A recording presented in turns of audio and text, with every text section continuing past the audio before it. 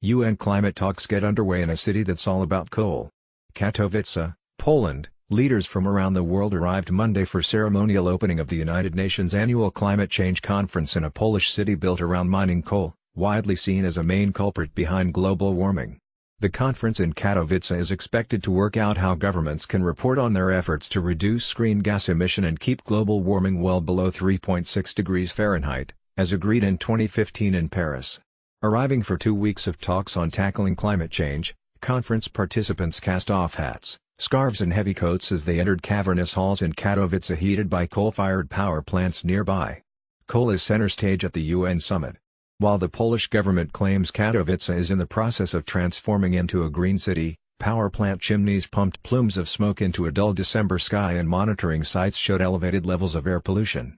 Poland, which is presiding over the meeting, plans to use Monday's official opening event to promote a declaration calling for a just transition for fossil fuel industries that face cuts and closures amid efforts to reduce greenhouse gas emissions.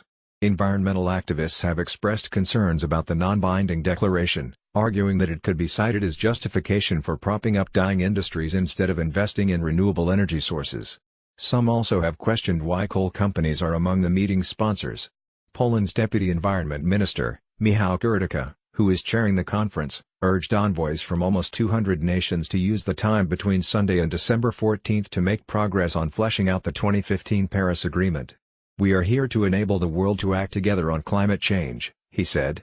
With further meetings next year meant to build on what's decided in Katowice, Kurtyka urged all countries to show creativity and flexibility. "The United Nations Secretary-General is counting on us, all of us to deliver," he added. "There is no plan B." The World Bank Group said Monday it is doubling funding for poor countries preparing for climate change to $200 billion over 5 years. It said about $50 billion will be earmarked for climate adaptation, a recognition that some adverse effects of global warming can't be avoided anymore but require a change in practice.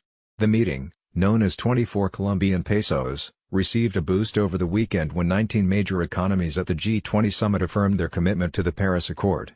The only holdout was the United States, which announced under President Donald Trump that it is withdrawing from the Climate Pact.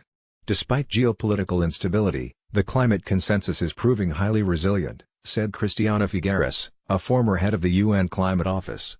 "It is sad that the federal administration of the United States, a country that is increasingly feeling the full force of climate impacts, continues to refuse to listen to the objective voice of science when it comes to climate change," Figueres said.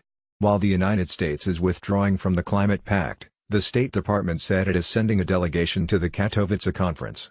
The meeting in Katowice is regarded as a key test of countries' willingness to back their lofty but distant goals with concrete measures, some of which are already drawing fierce protests.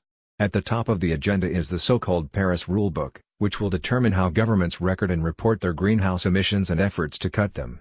Separately, negotiators will discuss ramping up countries' national emissions targets after 2020, and financial support for poor nations that are struggling to adapt to climate change. The shift away from fossil fuels, which scientists say has to happen by 2050, is expected to require a major overhaul of world economies. "The good news is that we do know a lot of what we need to be able to do to get there," said David Vasco of the World Resources Institute.